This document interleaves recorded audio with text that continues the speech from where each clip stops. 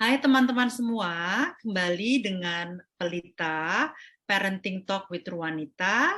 Dan kali ini temanya adalah Understanding Sensory Processing Disorder. Atau dalam bahasa Indonesianya adalah gangguan pemrosesan sensori. Apa sih yang dimaksud dengan sensory processing? Jadi sensory processing itu adalah kemampuan dari setiap manusia untuk menyerap informasi melalui panca inderanya, yaitu touch, movement, smell, taste, vision, and hearing. Nah, setelah diserap informasi tersebut melalui panca indera kita, kemudian kita akan mengorganisasi, jadi akan mengatur, mengorganize, dan menginterpretasi informasi tersebut sehingga terciptalah suatu makna tertentu dan kemudian kita akan merespon terhadap makna tersebut. Itu pengertian dari sensory processing. Nah, sekarang apa itu gangguan pada pemrosesan secara sensori atau bahasa Inggrisnya sensory processing disorder atau kita sebut saja secara singkat yaitu SPD. Jadi SPD ini sebenarnya adalah suatu gangguan yang cukup kompleks yang terjadi pada otak kita dan itu mempengaruhi perkembangan dan pertumbuhan manusia sejak anak-anak sampai dewasa. Nah, orang-orang yang mempunyai SPD ini, sensory processing disorder ini, mereka mempunyai kecenderungan untuk misinterpretasi, ya. Jadi salah dalam memahami, mengartikan atau menginterpretasikan informasi-informasi yang mereka peroleh melalui sensori mereka, seperti suara, kemudian sentuhan, gerakan, kemudian pengecapan gitu ya. Nah, either mereka merasa dibombardir, jadi merasa kewalahan untuk menerima sensori-sensori tersebut, atau justru merasa kurang. Ya, jadi ada dua macam bentuk gangguan sensory processing disorder ini. Jadi ada yang over, terlalu berlebihan, dia terlalu sensitif terhadap sensori yang diperoleh melalui panca indera. Ada yang understimulated, jadi kekurangan justru. Harus karena kekurangan makanya harus distimuli. Nah, tadi seperti saya bilang, ada dua macam sensory processing disorder. Ada yang sensory avoiding. Sensory avoiding ini berarti dia merasa kewalahan atau bombardir. Nah, seperti anak saya waktu dia berumur terdeteksi mengalami sensory processing disorder itu ketika dia berumur 1 tahun, sekitar 1 tahun, 1 atau 2 tahun ya, sekitar umur itu. Karena gejalanya pada saat itu dia untuk anak umur 2 tahun itu vocabulary-nya sangat-sangat minim. Nah, kemudian kalau terkait dengan sensory avoiding, anak saya pada waktu itu mengalami sensory avoiding karena dia yang merasa kewalahan atau overstimulated. Padahal kalau untuk anak yang normal, dia akan merasa biasa-biasa saja. Misalnya begini, anak saya pada saat itu misalnya ada orang tepuk tangan di sekitarnya gitu ya, dia akan menutup kupingnya, menutup telinganya. Atau dia mendengar suara yang terlalu keras, dia akan membenturkan kepalanya ke dinding, gitu. Nah pada saat itu kan kita bingung ya, kenapa nih anak saya gitu dia membenturkan kepalanya ke dinding karena apa gitu. Oh ternyata ketika setelah didiagnosa bahwa dia mengalami sensory processing disorder, saya menjadi lebih memahami bahwa oh suara tepuk tangan misalnya atau suara tertentu itu buat dia itu merasa overwhelmed, terlalu keras buat dia. Karena kan dia sangat sensitif terhadap suara. Begitu juga dengan sentuhan ya, sentuhan, indera pengecapannya. Jadi dia tidak bisa makan makanan yang terlalu bertekstur gitu. Buat dia itu kewalahan.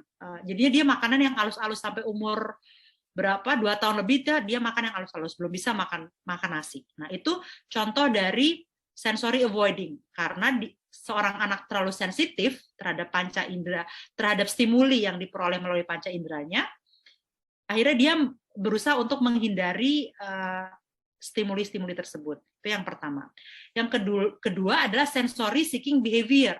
Jadi justru karena dia understimulated, jadi kurang terstimuli, nggak sensitif, tidak sesensitif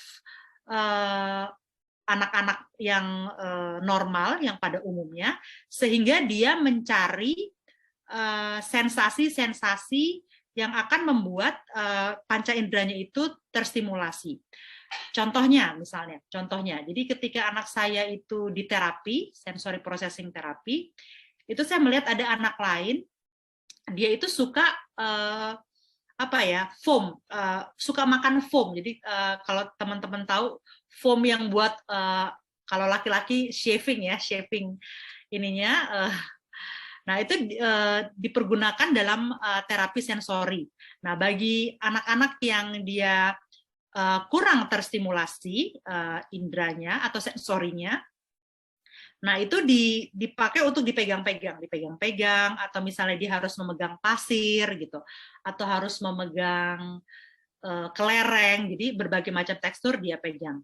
Nah untuk anak yang kurang terstimulasi, maka dia akan mencari hal-hal tersebut. Nah untuk anak ini cukup ekstrim, jadi dia mungkin panca pengecapannya itu yang kurang terstimulasi, sehingga dia memakan foam itu gitu, ya kan? Itu salah satu contoh yang ekstrim. Nah, bagaimana dengan perkembangan inteligensinya, intellectual development-nya? Nah, bukan berarti anak-anak yang mengalami sensory processing disorder ini inteligensinya itu kurang, atau bisa atau orang menyangka oh pasti kurang pintar ya, enggak. Bahkan bisa sama atau lebih, ya. Bahkan ada yang intellectually gifted, ya, karena memang otaknya itu berproses berbeda dengan kebanyakan anak-anak yang lain. Nah itu jadi jangan punya asumsi bahwa anak-anak yang mengalami sensory processing disorder ini adalah anak-anak yang bodoh misalnya. Anak-anak yang mengalami SPD ini biasanya ya pada umumnya mereka mengalami gangguan pada motoriknya. Jadi kemampuan motoriknya, dan juga mungkin mengalami gangguan atau challenge-challenge tertentu di sekolah untuk berhasil di sekolah dalam pendidikan formal, dan juga dalam perkembangan secara perkembangan anak, tumbuh dan kembangnya anak.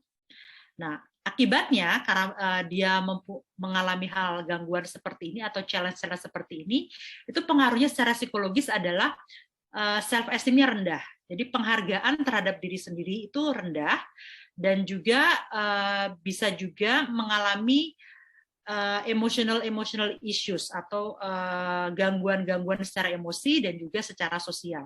Interaksi dengan teman-temannya juga bisa mengalami gangguan. Nah, kalau anak saya pada saat itu karena memang dia mengalami SPD dan juga itu impact-nya lebih kepada speech delay. Jadi salah satu simptomnya adalah speech delay.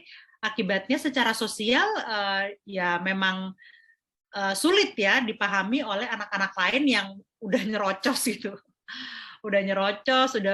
udah pinter ngomong. Nah, sedangkan dia mungkin bisa memahami, receptive language-nya bisa, tapi untuk mengungkapkan apa yang dia mau, apa yang dia pikirkan, apa yang dirasakan itu kan terhambat. Akibatnya apa? Akibatnya anak lain tidak memahami dia gitu. Dan itu kan akibatnya dia jadi kesel gitu. Misalnya kalau main sama anak lain tuh kesel gitu.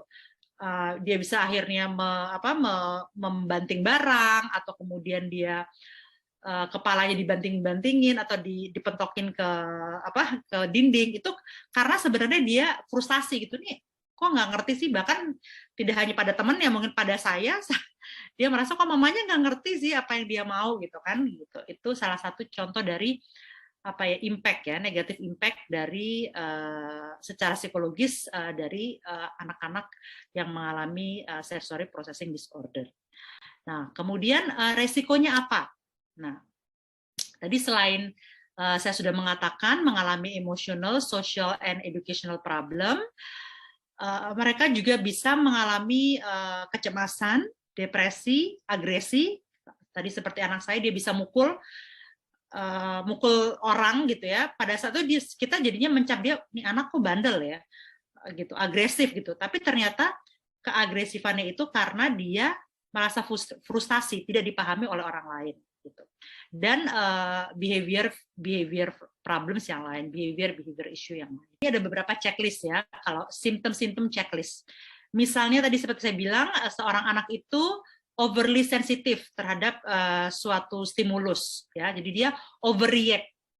Jadi untuk misalnya dalam hal suara yang tadinya dia anak lain biasa aja, mungkin ya dengar lagu, dengar tepuk tangan, dia nggak bisa, dia nangis atau dia begini, dia tutup ininya, telinganya gitu ya. Kemudian dia sangat mudah terdistraksi di kelas, gitu ya, sangat mudah terdistraksi di kelas, nggak bisa diam, duduk diam. Kemudian ketika bermain di playground itu mudah untuk merasa kewalahan, overwhelmed, karena mungkin karena ada suara-suara yang terlalu bising buat dia ya. Kemudian mengerjakan sesuatu itu lebih lambat dibandingkan dengan anak lain ya. Performing task-nya itu lambat dibandingkan anak yang lain.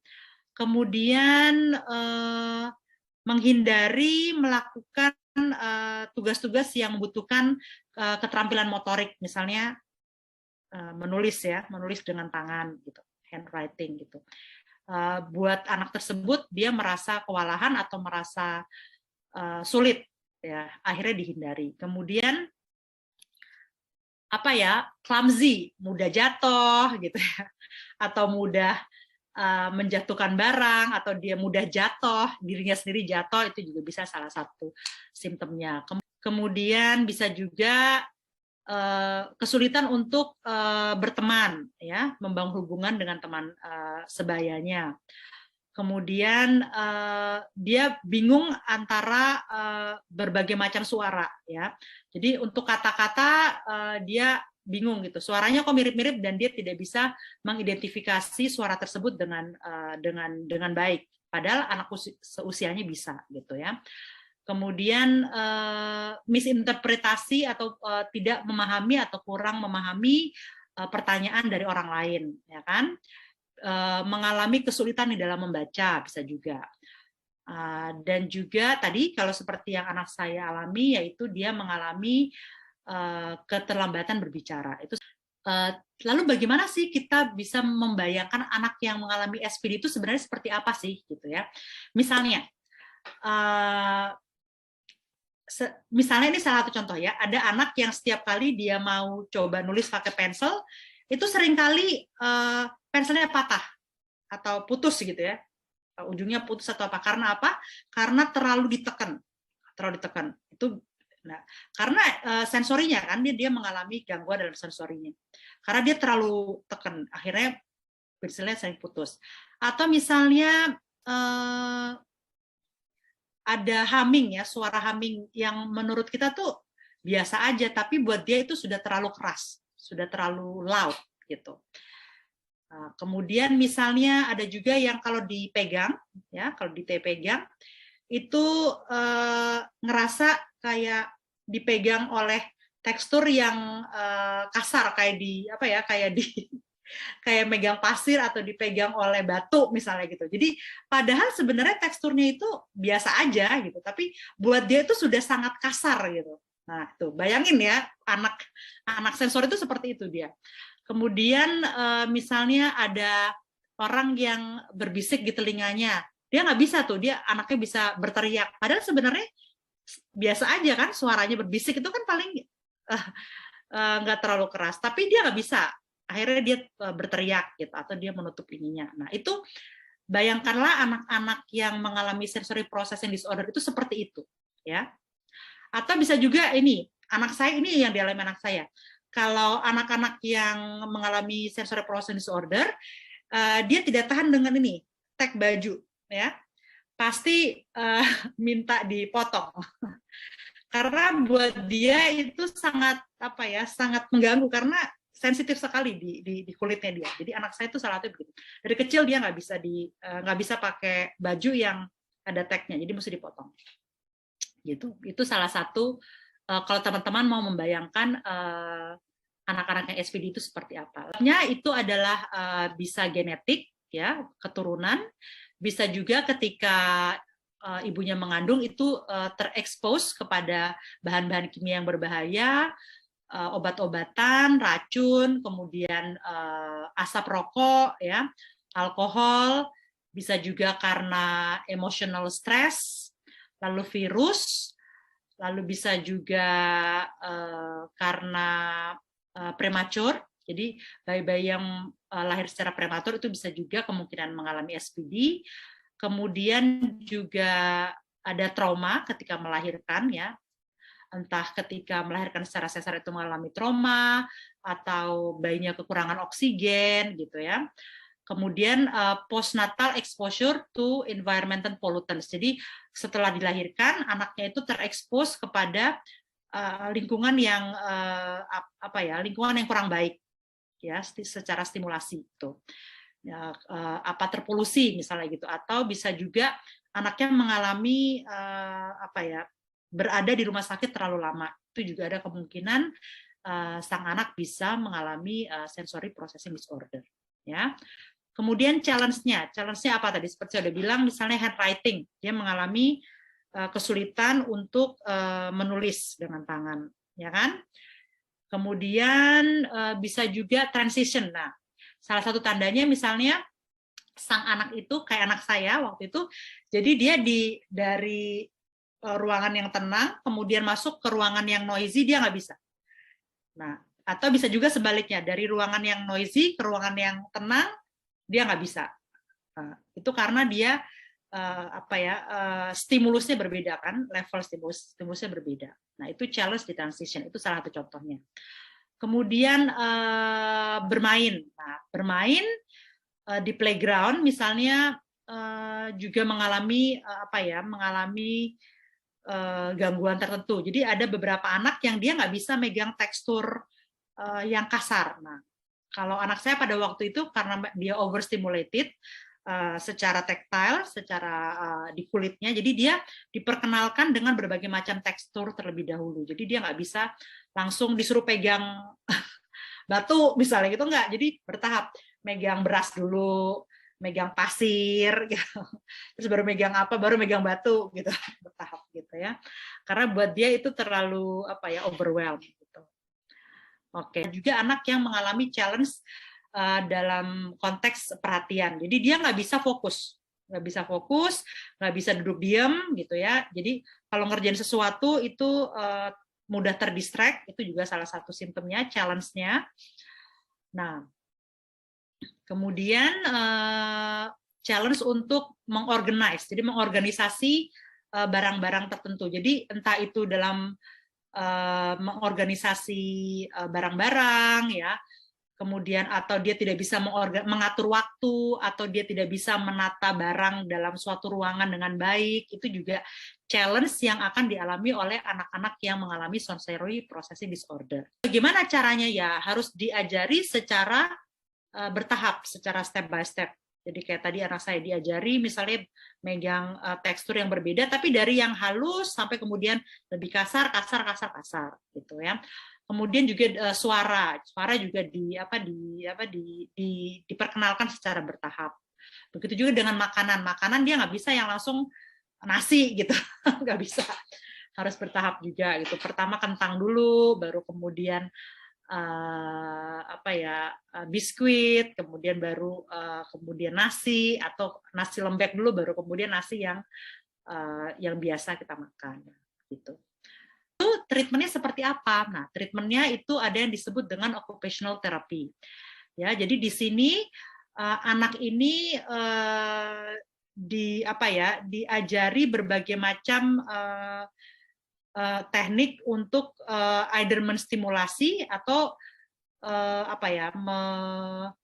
kalau yang kurang kan menstimulasi, atau dia justru mereduce. Jadi kayak misalnya anak saya waktu itu diajari masuk lorong, jadi terowongan dia masuk, atau misalnya dia melompat, atau kemudian sliding. Nah, itu karena saya tidak memahami, saya bukan terapi sensory processing disorder. Nah, gerakan-gerakan itu tuh kalau bagi mereka yang mendalami sensory processing disorder terapi, itu akan tahu bahwa terapisnya akan tahu, oh kalau gerakan ini misalnya meloncat itu akan mempengaruhi saraf apa gitu, dan membuat hasilnya seperti apa gitu. Kalau dia gerakannya swing kayak ayunan, itu anaknya nanti responnya akan seperti apa dan mempengaruhi syaraf apa gitu. Nah, itu ada terapinya tersendiri dan ada apa ya? Ada pelajarannya tersendiri gitu ya. Tidak semua psikolog, saya boleh akui bahwa tidak semua psikolog tahu tentang hal itu. Jadi khusus untuk ini adalah dikuasai atau dipelajari oleh sensory processing disorder terapis, bukan psikolog. Oke, saya kira sekian dulu teman-teman.